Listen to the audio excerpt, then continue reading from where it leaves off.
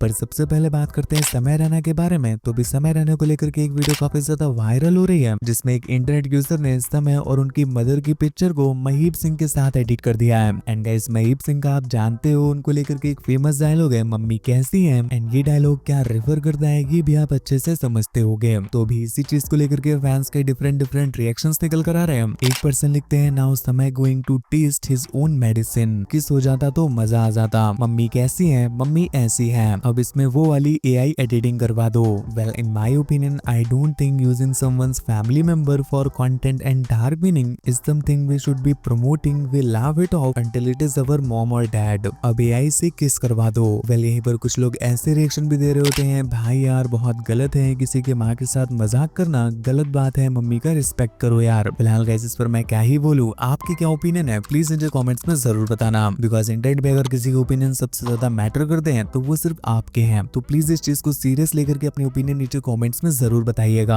अगली अपडेट, अभी प्रेमानंद जी महाराज और पीपल फार्म का लफड़ा हो गया। क्या होता है गाइस, एक वीगन इन्फ्लुएंसर प्रेमानंद जी महाराज के दरबार में जाते हैं, जहाँ पर वो गाय और दूध को लेकर के अपनी कोई बात रखना चाहते थे, पर वहाँ पर जो सेवक होते हैं उनसे उनकी लड़ाई हो जाती है, जिसके बाद पीपल फार्म इस चीज पर उतर आते हैं। एंड फिर वो क्या बोले आप देखिए। प्रेमानंद जी महाराज के यहाँ गए हुए एक एनिमल राइट्स एक्टिविस्ट के साथ। मैं 2 दिन पहले शहीद प्रेमानंद जी महाराज से मिलने गया था। मैंने जब महाराज जी से बात करने की कोशिश करी तो उनके निज परिकरों ने मुझे वहां से हटा दिया। वहां पर हम लोगों के ऊपर हमले भी हुए, हम लोगों को कुछ चोटें भी आई, लोगों ने हम पर पत्थर मारने की कोशिश करी और हमको जान से मारने तक की धमकी दी है। अब प्रेमानंद जी महाराज ना सिर्फ हमेशा पशुओं के हित की बात करते हैं, वो खुद एनिमल रेस्क्यू भी कर लेते हैं। तो फिर इस टकराव की वजह आखिर क्या रही? मैं उनके सामने वीगन का क्वेश्चन रखना चाहता था। ये बड़ी मुश्किल से एकांतिक वार्तालाप की टिकट तो मिली, पर वहाँ पर महाराज जी से ये प्रश्न मेरा नहीं पढ़ा गया। फिर महाराज जी के बदले में कुछ परिकरों ने मुझसे बात करने आए, तो मैंने उनको जब दूध डेयरी उद्योग की क्रूरता के बारे में जानकारी साझा की,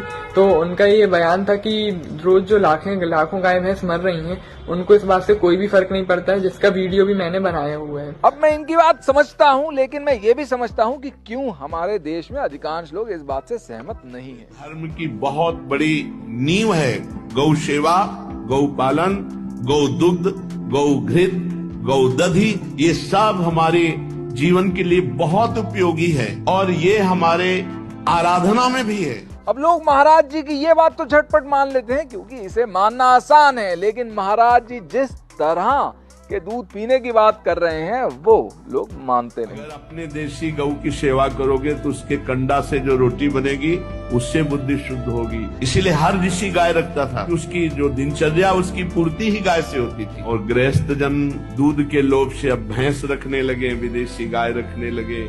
हमें लगता है कि पैसा मिल जाएगा लेकिन बुद्धि शुद्ध नहीं रहेगी। तो एनिमल एक्टिविस्ट कहता है कि भाई दूध का बहिष्कार करो क्योंकि दूध के लिए क्रूरता होती है, और महाराज जी कहते हैं कि भाई लालच का बहिष्कार करो क्योंकि लालच की वजह से क्रूरता हो रही है। जो दूध नहीं देती या बैल है, सांड है, उनको ऐसे खुला छोड़ा जाता है। उसकी दृष्टि पार्थिव रुपये पर है, ना कि धर्म पर है, ना कि शरीर स्वस्थता पर है, ना कि भगवत प्रसन्नता पर है। तो लेने के बाद ये आई कि भाई अगर शास्त्रों में लिखा है दूध का सेवन करो तो दूध का सेवन करो, पर शास्त्रों के अनुसार करो।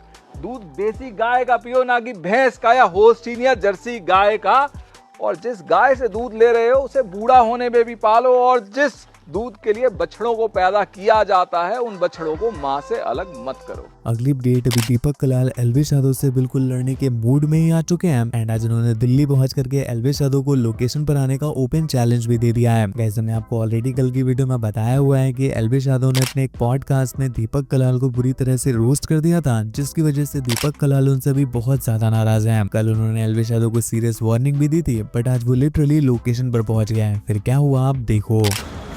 सुन बे 10वीं फेल एल्विश यादव, आलिए सामने आ, मेरे सामने आके बात कर। ये देख तेरा भाई देख दिल्ली एयरपोर्ट में आया है, दिल्ली एयरपोर्ट में है तेरा भाई।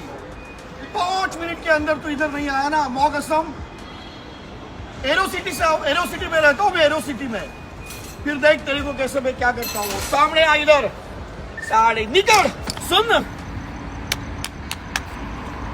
पुलमैन में रहता हूँ लेकिन रास्ते में खड़ा हूँ, कल्ला कल्ला। एल्विश यादव आ जा, यहाँ पे आ जा। तेरे को सांप चाहिए ना, सांप मैं सांप देता हूँ तेरे को, आ जा। मेरा सांप देता हूँ तेरे को, टोपा लेने सांप का। आ जा इधर, आजा पुल बैन के बाहर, आजा। दीपक कलर खड़ा, आजा इधर, सारे निकल।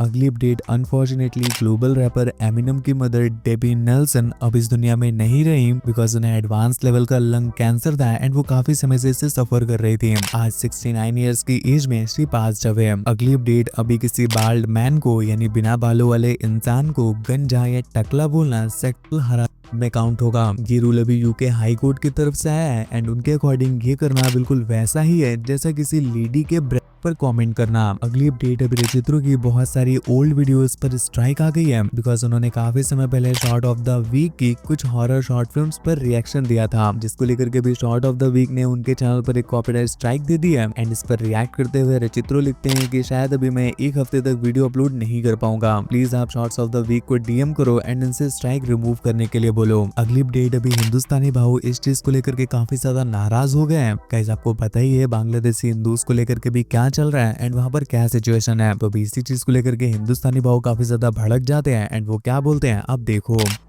जय श्री राम।